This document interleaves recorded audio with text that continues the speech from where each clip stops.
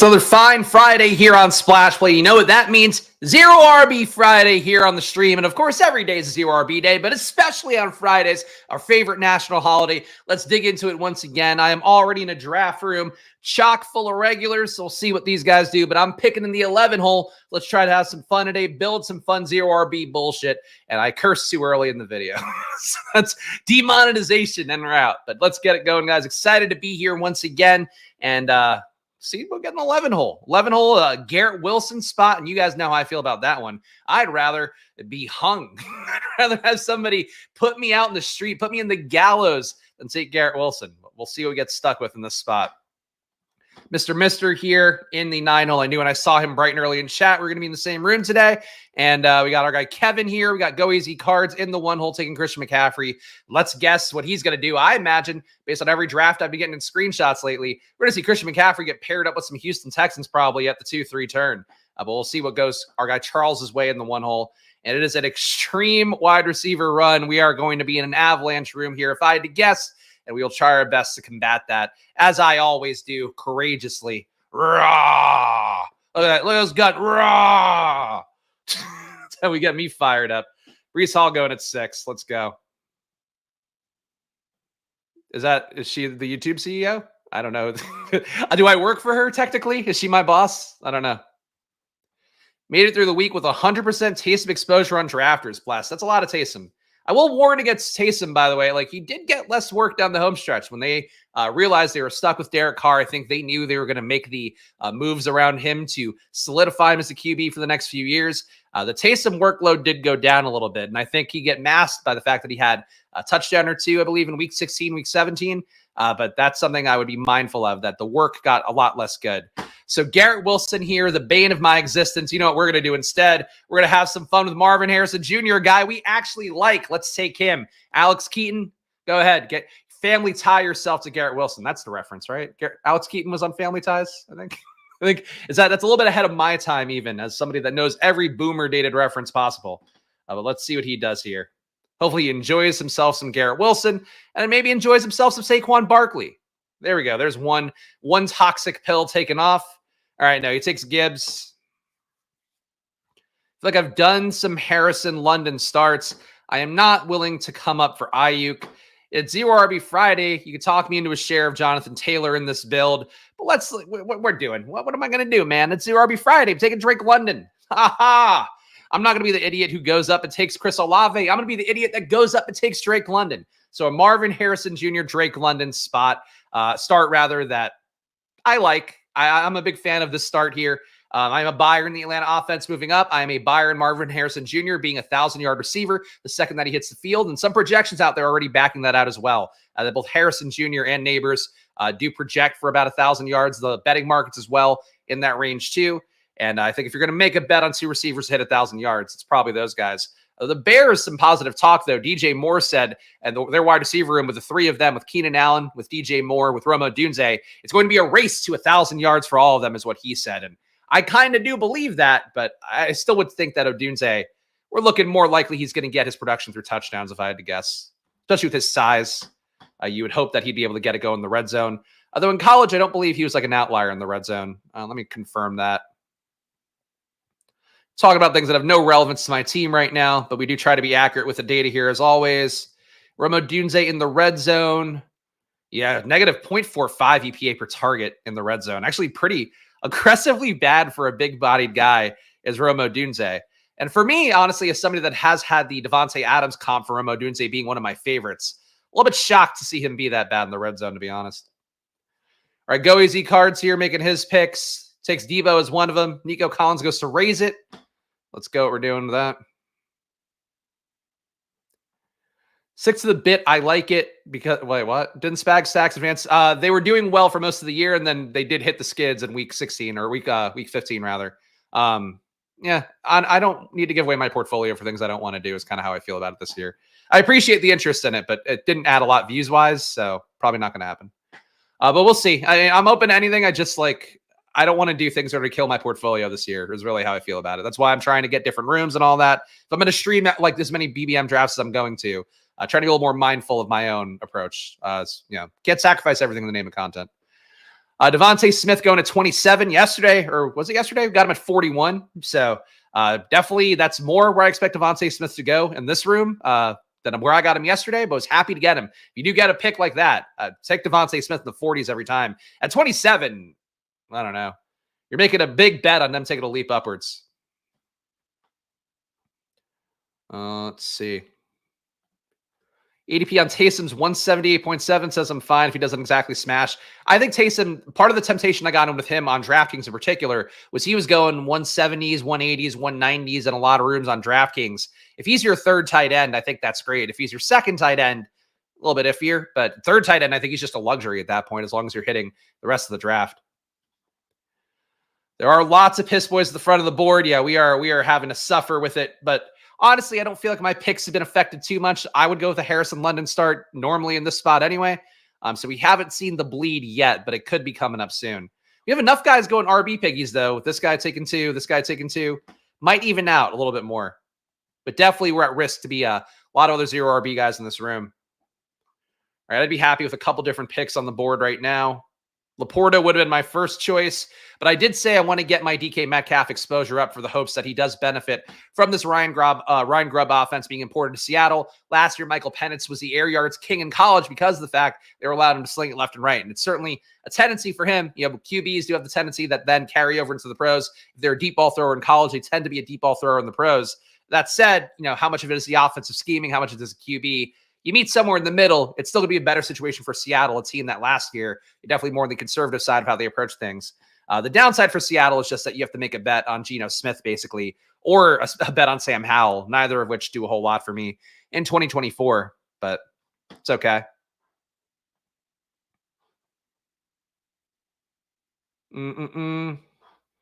Smart by Charles here. First and hopefully only draft these Spags. You and the squirters are too sharp.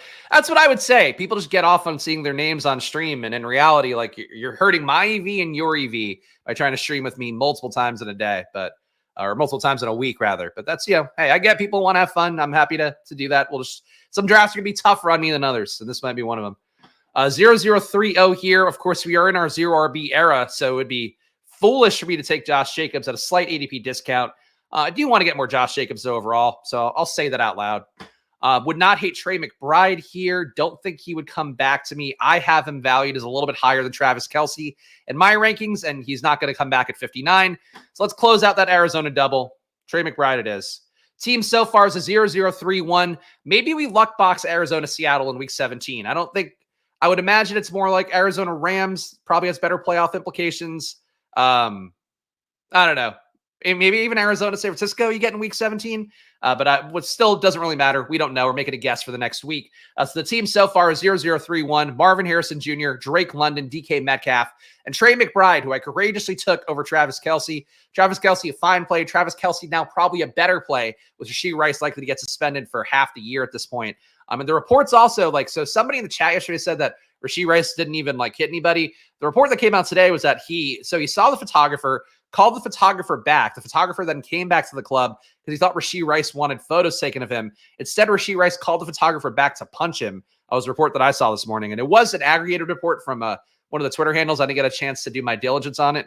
But that I thought was interesting there to see that that's a much different situation than some of what people were hinting at yesterday.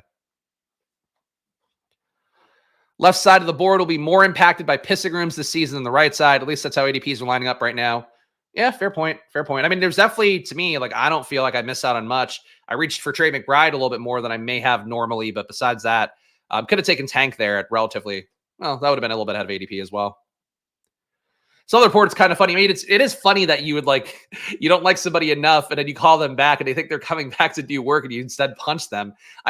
It's a good bit, but a bit that will still likely get you suspended a good amount of the season. So that's a tough scene for old Rashee Rice. And if you've been back in the Brinks truck up to get your Rashee Rice shares, which I've been against since day one, I think it's looking worse than ever.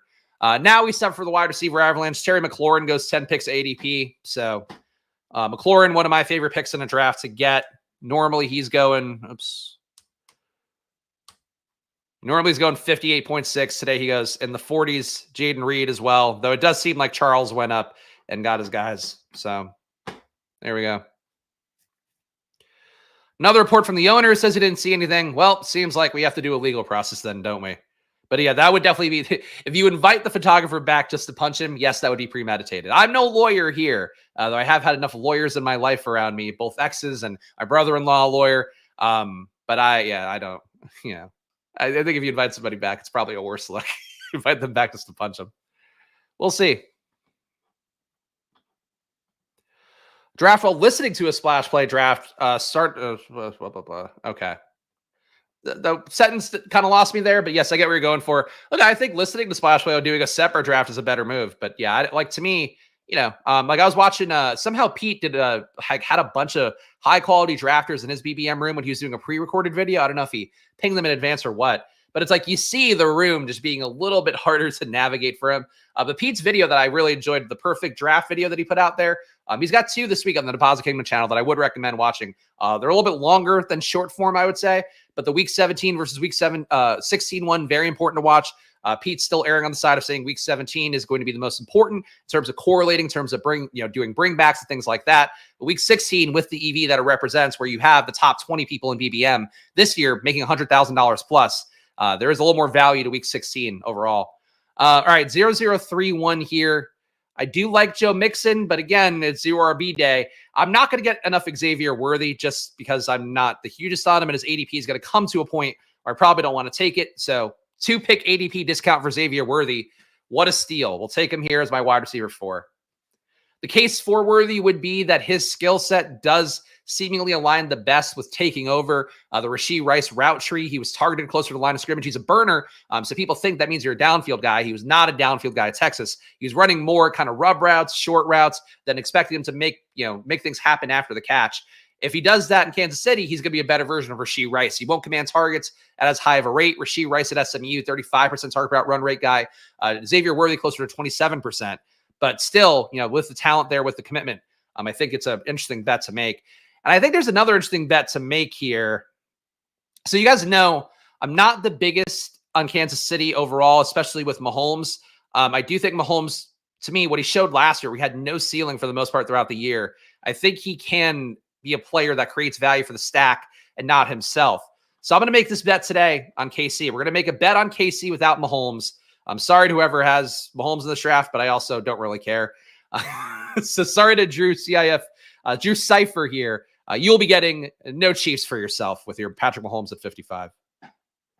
Sorry to that guy, but I don't know him. So at the same token, sorry to him, but also fuck him.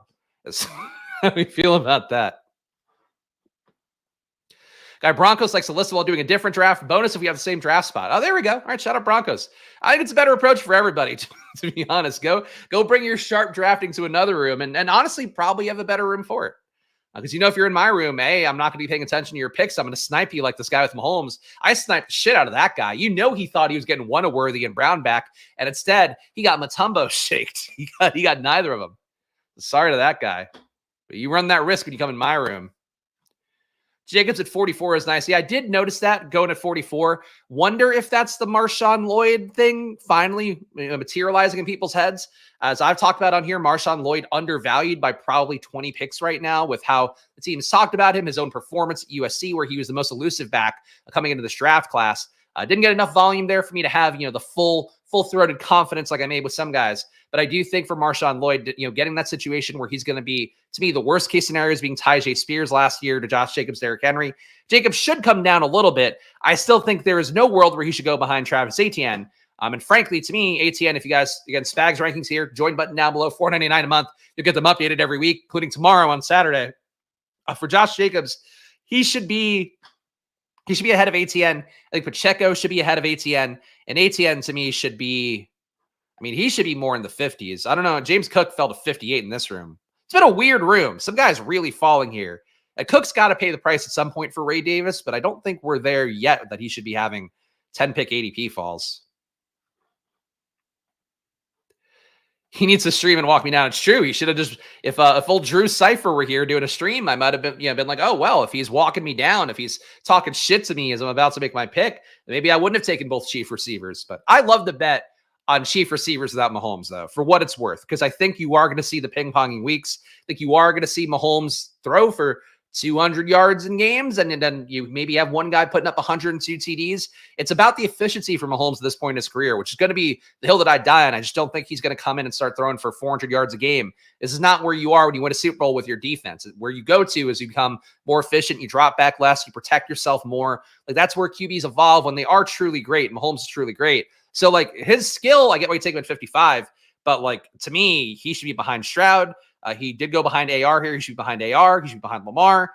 He should honestly be closer to like a Joe Burrow, but we'll see how that goes. That's my take, though. I just think Mahomes, like, we saw him crest past 20 points, like, I don't even know, like less than 5 times last year. I would guess maybe even less than 3. Till they got to the playoffs and they really needed it. So if you're making a bet on Kansas City, it's almost like you're making a bet on like the defense really regressing. And they lost some guys, so you could make that bet, but it's not mine, not my favorite one. All right, we have Kyler here lined up perfectly in ADP. We're not going to get cute. I could force Alex to not take him, but I won't subject him to that. So we'll take Kyler Murray here. Of course, we do have the double stack, Trey McBride, Marvin Harrison, and we got Kyler 4 picks after ADP, so that's enough. Could get him 6 picks after ADP, but I do try to have respect for some people sometimes in these rooms when I know they're a regular, and our guy Alex P. Keaton is in fact a regular. How to get the rankings again. I love the walking them down bit. They're in the community tab on YouTube and also on the Splash Plays. The Sports Squad VIP Discord is where I put them every week. But community tab on YouTube is the fastest one if you are a member here. If you haven't synced your YouTube to your Discord yet. 1051 here. Could start the RB run with a guy that I don't like very much in Ramondre. And I think it's time to do that. God, I fucking hate Ramondre, though. It's an ambiguous backfield bet that's not priced like an ambiguous backfield bet. But Ramondre, come on down. Why don't I like Ramondre? Well, I didn't like him last year, because even though I had a ton of him the year before last, he actually was one of my best takes of 2022 because I rode his ass at like the 100 range, the 90 range. That was good when he was the RB2. When he was being priced as a second rounder last year, I wasn't there very much. And then results-wise, what Ramondre did was not the most impressive. Negative 0.07 EPA per rush, a really bad negative 0.3 EPA per target. So for him, the concern is really that Antonio Gibson coming in. Gibson is going to be a better pass catcher on day one. But also, like, there's a chance with it being an ambiguous backfield, new coaching staff there, mostly new regime, even though a lot of the principles come from Belichick still. Like, Gibson could win the role outright. And I don't think Gibson is that talented either, but I just don't know where the wind's going to blow for a New England team that, is going to have a lot of change over there. But Ramondre, 15% avoided tackle rate, not great. The workload in the red zone was also not great, that they weren't there a ton. 1.6 red zone rushes a game, 0.3 red zone targets, which he didn't convert to anything last year. So Ramondre's workload last year wasn't that good. His talent wasn't that good. The offense will be better this year, I think, just by having Alex Van Pelt in there as the OC, adding Brissett / Drake May, adding some wide receiver talent, just having Belichick out there and the fail upwards thing that he's had the last few years. I think it's all going to be positives for New England, but I just think Ramondre, to me, at ADP, above ADP, just not there. Not there. Happy Best Ball is back. Been working on my Chihuahuas. There you go. Chihuahua. A lot of tournaments going on. I did see on Underdog. Right now, there's the Puppy, which is out, which has a pretty good price structure as well. Not quite as good as Best Ball Mania, but not far off. You have your Big Dog, $500 entry. Chihuahua is a $4 entry, 25 max. The Golden is a single entry. The irony, my best regular season team last year was in the Golden, and the Golden is a single entry one where you win $20,000 if you win. I don't know if they changed the prize this year, but you win whatever if you win, and nobody else wins anything. So that tournament is fun, but also a little bit of a mess. Go AZ Cards 6, Jaden at 97. So Jaden is now getting closer to the price tag that I thought he should have, but I think Charles is also just reaching for him a little bit, right? Yeah, Jaden's still going at 106. Here he goes 10 picks ahead of ADP because Charles is at the turn. But Jaden, to me, should be valued in the mid-80s. I think he is currently, and how I view him, I would say he's a closer play to Kyler Murray than anybody else. And frankly, there could come a point where I'd be willing to take him above Kyler, but I think the public will never put Jaden above Kyler, I would guess, but we'll see. Maybe how good AR did last year, maybe that'll make people push him a little bit higher. Because people really knocked AR down in these months last year, and that was wrong. That was the wrong play. Despite the injury stuff, that was the wrong play. 1151 here. We're trying to get back to some running backs here. Mostert this late, I'm willing to take the flyer. Still think the better bet is going to be on Achane. Not the biggest believer in Jalen Wright. Willing to take him when we get to July. Right now, you're making a bet on him, just taking a big leap upwards that I don't think is necessarily there for him, especially coming from a Mickey Mouse offense that he played at Tennessee. But Mostert, to me, my expectation is we're looking at a 50-50 backfield. The worst case scenario is we get 60-40 Achane Mostert, or maybe I guess the worst case would be we get 60, 2020 with Mostert and Jalen Wright. That would be really bad for Mostert, but I still think he'd have some touchdown equity. So for a 0 RB room, I think Mostert still fine. Happy to have him as part of it. And I think, well, let's see what old Alex does here. I think we can stick with RB stuff for now.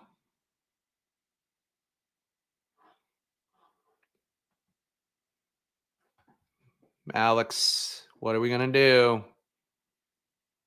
Nothing to really walk him down over here. There's one player I'd like more than the others. All right, so he takes Hawkinson. Why do you take Hawkinson at 109? I'm surprised by that. Brian Robinson, again, my bet in the Washington backfield. Think he's probably about 10 picks under ADP right now, value-wise. To me, he should be going, Brian Robinson, as the goal line back, as the lead back for Washington. Brian Robinson should be going more in this 100 range, I guess. This room is really weird. It's like people have decided arbitrarily that some running backs should be much lower than ADP. Some guys, they're taken ahead of ADP. It's a little bit hard to get a read on this room. But my team so far is a 1-3-5-1. We've got Kyler, Ramondre Stevenson, Raheem Mostert, Brian Robinson Jr. at my running back room. Wide receiver, Marvin Harrison Jr., Drake London, DK Metcalf, Xavier Worthy, and Marquise Brown. And tight end, Trey McBride. So we have the premium Arizona double. We don't have any Arizona running backs with it today, so that'll make me a little bit more different from previous times I've stacked Arizona. There we go.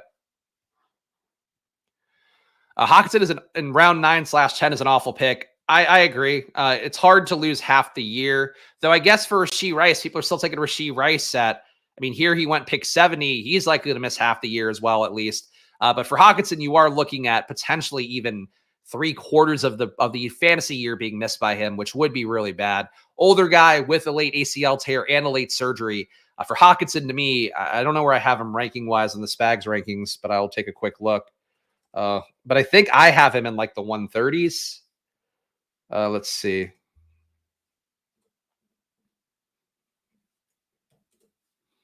All right, hold on. Hawkinson, I have Hawkinson at 128. So yeah, I would have him in the 11th round. I think you can make the case you go a little bit later. But I have Hawkinson ahead of Josh Palmer, Zeke. Honestly, Zeke should flip him now. Palmer is probably going to flip him too. Yeah, these rankings tomorrow, Hawkinson might come down even further for me, just with where the market movements are for some of these guys. But it's again, if you're taking Hawkinson and you're absorbing that risk, it's fine. Like Alex, I presume, has another tiny. He's got Kittle. So he's got an elite tight end, so maybe he thinks he can absorb some more risk there. But yeah, Hawkinson, you got to be prepared to really have not a lot of production for that first half of tight end. Love double Bengals RBs. It's interesting because they do have different skill sets, and it is an ambiguous backfield, so maybe you just win one of them, getting the outcome. But I do think that they're different enough that you can make the case that Cincinnati is a team you could take both guys. Yeah, Moss, if he absorbs that Mixon role, is going to get a lot of goal line work. And Chase Brown, as we talked about, was really great in terms of the pass game last year. Was less great as a rusher. Was also not that great at Illinois as a rusher. But he was getting too much work there for a guy of his size. And, frankly, again, guys that don't have great production in college, I do have a little bit of a quizzical eye towards, especially when you're at Illinois and you should be a world beater. But I think Chase Brown should be enough last year, especially in the pass game where he broke some really big plays there in a way that visually checked the boxes too. So I could see Cincinnati both backs hitting. The price tag's a little tough, but especially if you're taking Moss that high, but I get it. Both Cincy RBs and eliminators move. Yeah, you're getting two different game scripts for Cincinnati with that. You're getting the Bengals lead game script with Moss. You're getting the Bengals from behind game script with Chase Brown. I think that actually does make sense for an eliminator kind of format. All right, we're on the clock here again.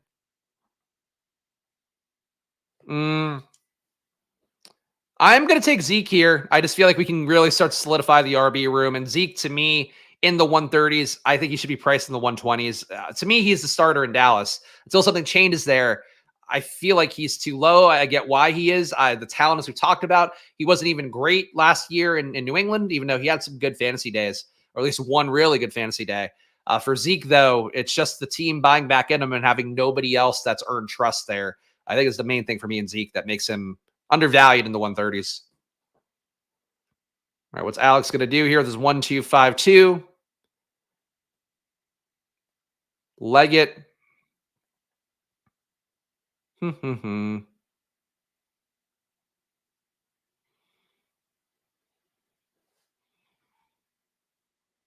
Okay, really? Just I love it when the whole clock has to bleed out. I'm just ready to make my click and start talking about something new, and we just get to watch it tick down like the saddest New Year's Eve in history. There we go. Dontavian Wicks for Alex. We take Kirk Cousins here. Could push old Kirko chains further, but we saw yesterday how that goes. The team so far a 2-4-5-1. Kyler Murray and Kirk Cousins at running back. Ramondre, Raheem Mostert, Brian Robinson Jr., Zeke, wide receiver, Marvin Harrison Jr., Drake London to correlate with our Kirk Cousins, DK Metcalf, Xavier Worthy, Marquise Brown, and Trey McBride. I could have waited to take Geno Smith with DK Metcalf, but I think logically it makes sense if you're taking Metcalf to just make the bet on Geno, because if Metcalf's going to have a good year, that likely means that Geno started the year well, fed Metcalf, kept the job, and then he keeps it the whole season. I just have enough concern with Geno that to me, Seattle is a stack that I'd rather get without the QB. I think it's possible that Geno gets benched. I think it's possible that Geno doesn't even make it to September. Like they've not talked positively about him at any point. Like the GM, the coaches, they've not said anything nice about him besides the fact that like he was willing to negotiate on his contract and come back. So like for Geno, I think he's really flimsy, and I still want to make bets on Seattle. So you're going to probably see me make bets on Seattle more because I do like Ryan Grubb as a play caller, but I just have a discomfort with Geno overall that like, I think they were very close to moving on from him in March. And I think people don't realize like how close that was, but we'll see. Super balanced. There we go. And yeah, I'm not as big of a Bengals believer, but I get making that bet. I think it's a chalky bet though. Like people really like the Bengals, and I don't know. They lost Brian Callahan, and Brian Callahan was a sharp guy, which I think is, and a guy too who combines the sharpness in the pass game with, you know, the kind of boomer his dad, you know, being a vet coach who coached offensive line and is going to be the offensive line coach in Tennessee. Like for Cincinnati, you know, he brought that same principle where it's like we're going to run, we're going to pass, we're going to, you know, run to set up the pass. I think losing that, we'll see. I think it's a bigger loss than people might realize. And what are my thoughts on Boyd in Tennessee? None. It's okay. Levis. I mean, I like Levis. I like Charles just drafting a team that I would build here in the one hole. Ben Sinnott goes round 13 to correlate with this Terry McLaurin and Jaden Daniels. I'm glad Charles said he won't be in many draft rooms. He just drafted a team that I would love for myself with McCaffrey and a Washington stack. But yeah, overall, I would say for Boyd in Tennessee, it's like you have two guys there. You have still, they haven't got rid of Burks yet. I think they're talking up Burks to trade him, but that's still a body there. And Boyd himself didn't really add a lot of value in Cincinnati. So now he gets two comparable target earners. I don't think he's a much different play. And he's getting older. Tack him on late, I guess. Late Tennessee stack if you need.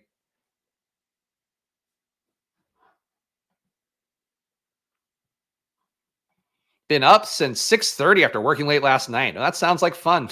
Sounds like a blast. When I don't sleep, it's just due to anxiety.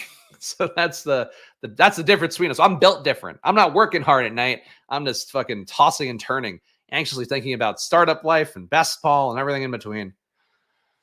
All right, picks coming up here. It's a quick plug. Bonus cash now on Underdog. Up to $250 in bonus cash is the promo code. If you use the promo code SPLASH on there, so check it out. It's a new change there. More money coming your way potentially if you use that promo code SPLASH. All right, 2-4-5-1 here. You guys know I'm Troy Franklin tempted always, but we could use more running back help as well. I'm going to go Kendre here. I've not been taking as much Kendre. Local New Orleans beat reports talking about how much the Saints are gearing up to run with Clint Kubiak, the child, the spawn of Gary Kubiak, right? That's the first right name, right? The previous coach here who had the heart issues and all that. Basically, they're going to run the ball. That's why they drafted offensive line. Obviously, Kamara going to be the biggest beneficiary as this team has stubbornly kept giving the ball to Kamara. But New Orleans didn't add anybody in the backfield I'm worried about. So Kendra, I think, was a quiet winner of the draft. And to me, like them not adding a Dylan Labe was huge for him. So for Kendra, willing to take him again, pick 155 right at ADP works for me. I didn't mean to make that rhyme. And see what else we got here. Alex takes Kamani Vidal. Takes him over J.K. Dobbins, too, which is an interesting call. $1,372 for Alex. He needs to get some RBs in, perhaps. All right, Bucky Irving. Wow. I'd like coming up for that pick, honestly. Bucky, to me, the other guy I would have is undervalued in those rooms. I mean, what am I going to do?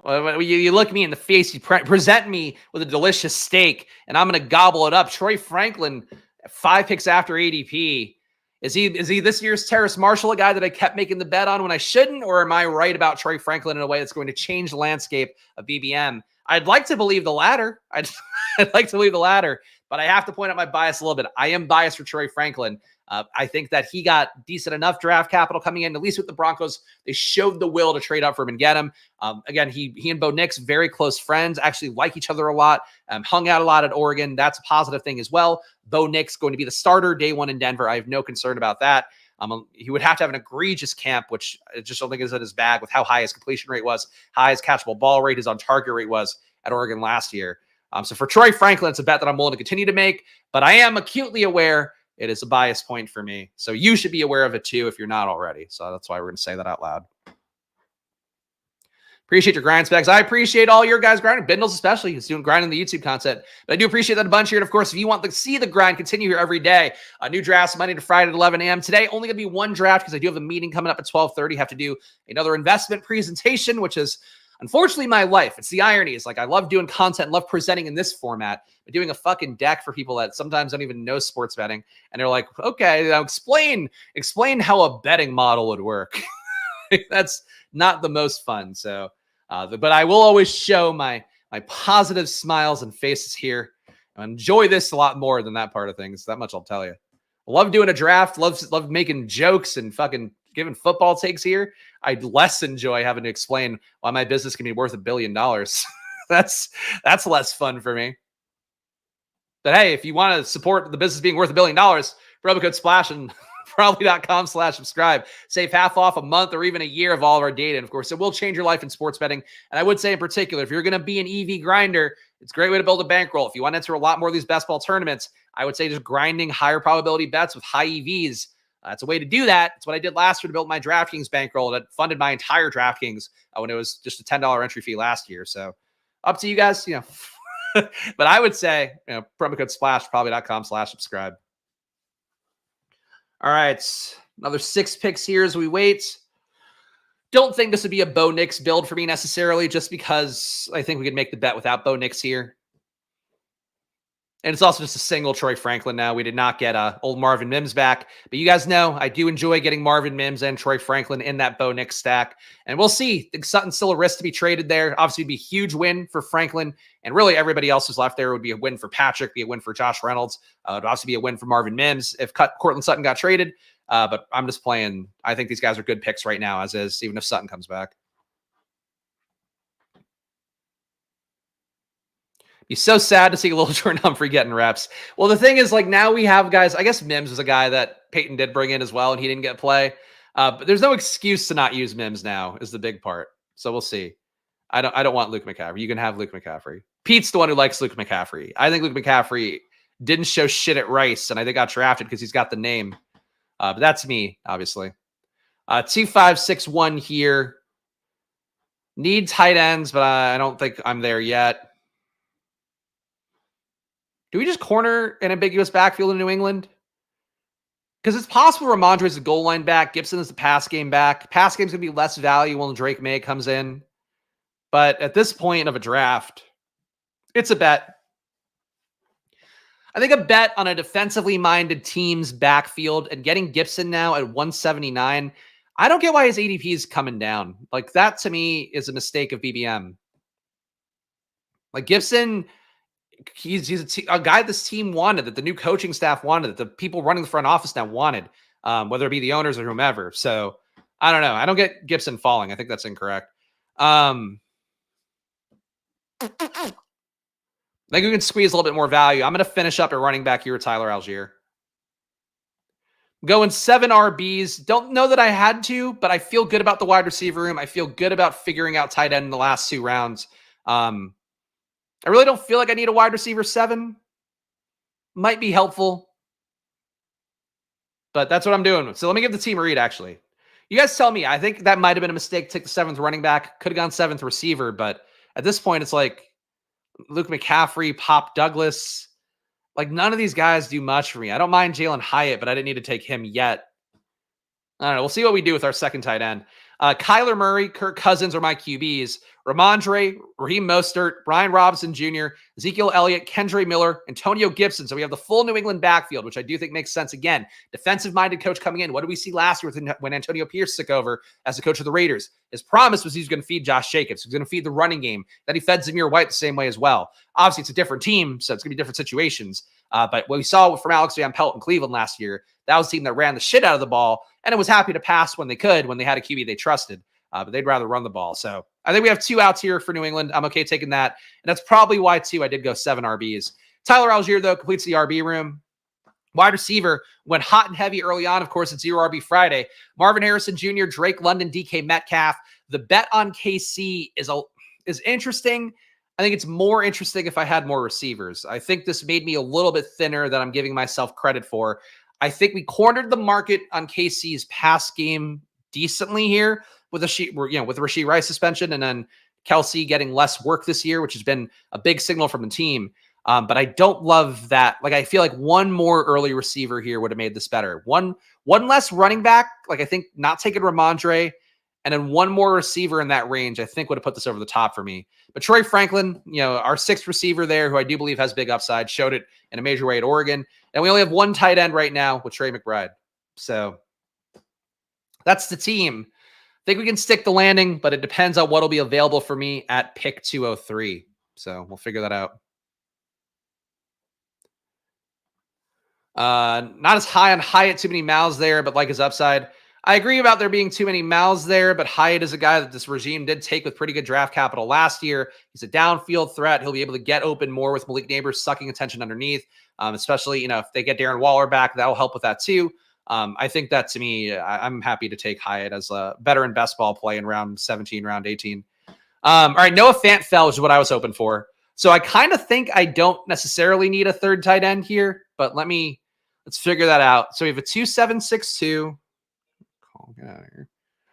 Who dare call me during a splash play stream when I'm in the zone building a decent team? Honestly, the RB room being better. It's not a bad team. But the KC part freaks me out, buddy. All right. Do we think Trey McBride and Noah Fant are enough at tight end? Kind of think they are. At this point, it's like I can't even tack on a Will Levis Chig thing. Fan fanatics assemble. There we go. No Fant's that age where tight ends do break out and have some major upside. All right. 2-7-6-2. 3rd QB with Geno could be, honestly, the 3rd QB with Geno might be the best thing for this team, even though I don't like the bet. Jalen Hyatt probably gives me some usable days. Jalen Tolbert, not a bad play. I am going to go Hyatt here just to give me a guy who can maybe spike enough times to add value to either the flex, or he can beat out a Worthy in this KC duo. Like, that's the hope here. So it's going to be my final team here. 2-7-7-2. We've got Kyler and Kirk Cousins. And also I'm going to look at exposures after this too for our weekly check-in. So hang on. Ramondre Stevenson, Raheem Mostert, Brian Robinson Jr., Ezekiel Elliott, Kendre Miller, Antonio Gibson, and Tyler Algier at running back. Wide receiver, we have Marvin Harrison Jr., Drake London, DK Metcalf, Xavier Worthy, Marquise Brown. So the KC stack without Mahomes, because Mahomes, I think, showed his clipped upside last year. Troy Franklin, Jalen Hyatt, a wide receiver to close us out. And then a tight end, Trey McBride, Noah Fant. Tolbert, more of a Lamb handcuff. No, he would be more of a Cooks handcuff / guy who rotates in, I would think. And then mission complete. Spags drafted the full Dome Boner squad. There you go. Mr. drafted his team. Let's look at my exposures here, and then we'll do our read of everything. Completed. Let's go. I guess this draft is still going on, right? I'd like to include this draft in my math here, but it's okay. We'll just look at my general exposures. So 13 BBM drafts completed so far. Highest exposure player thus far, Terry McLaurin, who's in 54% of drafts. I believe he's going to be an ADP riser, though that hasn't materialized yet.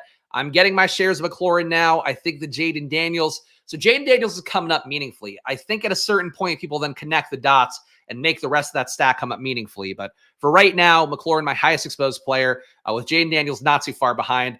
Ben Sinnott also right there. So again, just the Washington stack. I'm making a bet on Washington. This is what I think you do early. I think the Washington stack has already gotten to a point where the expensiveness has risen. So I'm happy to get these guys early. This is my biggest bet. We talked about the priority stacks to be above the field on yesterday. If you watch these streams daily, you know I think the Washington bet is a great bet, and I think it's a bet that the media is going to catch up with, and then the people will catch up with come July and August, but we will see. Troy Franklin is my number 4. I'm still in the bag for him. And Chase Brown's my number 5, tied with Brian Robinson Jr., Marshawn Lloyd. I like the start of this portfolio. Obviously, at a certain point, I'd have to ramp these guys down because I don't want to have anybody above 30% ideally. But for right now, I like how this is. And also an article that I would recommend reading, Legendary Upside, talking about the importance of diversity in your portfolio. That's part of why as well. Where I believe in the world of these guys. That said, it's football. Weird things happen. Injuries happen. So you have to keep that in mind and try to balance your portfolio accordingly. Top 5 QBs right now.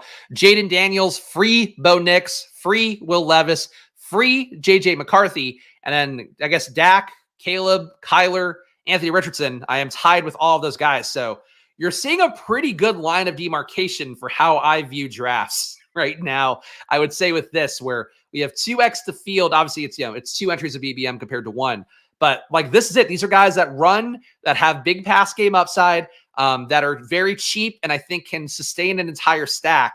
That's my approach. That's what I like to build teams around. So I think if you're going to really read into what I'm doing here, this is what I would read into. Like I have some Goff, I have some of the pass game guys. I probably won't take Fields anymore because reports coming out from The Athletic are that Wilson is the full season starter barring catastrophe. But that's basically it. Rushing guys and guys who are going at affordable ADPs relative to their upside is what I prioritize at QB.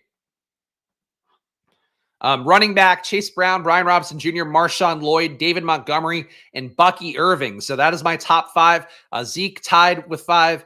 James Conner tied there. Chuba Hubbard coming down for me, but I'll scoop him when he's free. It is still an ambiguous backfield in Carolina, though, as I've talked about my expectation, no matter what, by week 17, it's Jonathan Brooks' backfield. But overall, you see here, 0 RB bet. Nobody I'm taking as chalk, really. I think the earliest running back I'm taking frequently is Joe Mixon, who I've taken in 2 drafts so far. Wide receiver, Terry McLaurin, Troy Franklin. We saw those guys already. Keenan Allen, Chicago, another bet that I like to make. I am, of course, believe that rookies, now more than ever, they could step on the field and play and have big production. And Caleb has all the weapons. He's got more weapons than any rookie QB coming in probably ever. Maybe, Brock Purdy playing off the bench. But Keenan Allen, to me, I think is a fine pick here, and I have 30.8% of him. Marvin Mims, he is basically free, and I believe in Bo Nix. That's basically all the logic there. And Nico, I'm still high on. I have to get more digs than Nico. That's something that I'm top of mind for me. It just hasn't occurred yet, and I'm not going to fuck up my ADP reaching too much. But I am going to be a little more aware of I need the 1-to-1 Nico and Diggs more because I keep taking Nico to try to get Diggs as well. I think I need to start taking Diggs to try to take Nico. But that's obviously still not going to work. But I need to get at least one of those guys in some drafts because I believe in Houston and think that CJ Stroud's the MVP this year. A tight end to close us out here, Ben Sinnott. You saw him before. 46% of my teams have him right now. At a certain point, I'll dial that back, but I think he's still too cheap, frankly. To me, he needs to go closer to where Kincaid was last year before I start thinking about it. Sinnott, to me, good pick at that spot. Dalton Schultz, again, a bet on Houston. The cheapest bet you can make on Houston. It's a bet that I'm willing to make. You can still make a bet on Noah Brown. You can make a bet on Ben Skoranek if you want. But to me, Dalton Schultz is where that's still acceptable. The risk point for him is Cade Stover. They do like Cade Stover, but I don't think Cade Stover gets there this year. Brock Bowers is my number 3. Still making the bet here. I guess he's actually tied with number 2. Like Bowers, think that no matter what, he's going to beat out Mayer. This regime gave him the draft capital, but that's Bowers. Laporta, you guys know I like him. I take him when he lines an ADP. Would have taken him today. And Ja'Tavion Sanders, Jonnu Smith, Trey McBride. 3 different players here. 2 of them are basically free. One could win over, a tight end room in Carolina where somebody has to take pressure off Bryce Young. And for Jonnu Smith, it's just, part of an offense is going to score a lot of points. And Trey McBride, I like him a lot, but, the ADP, a little bit tough. It's a great exercise. You should all do this. Everybody should do this. I agree. Look, that's why I'm doing it weekly. It's for me as much as for you guys, where if there's things I see where I'm like, all right, this is probably wrong now. Like Franklin, I have to dial back a little bit on.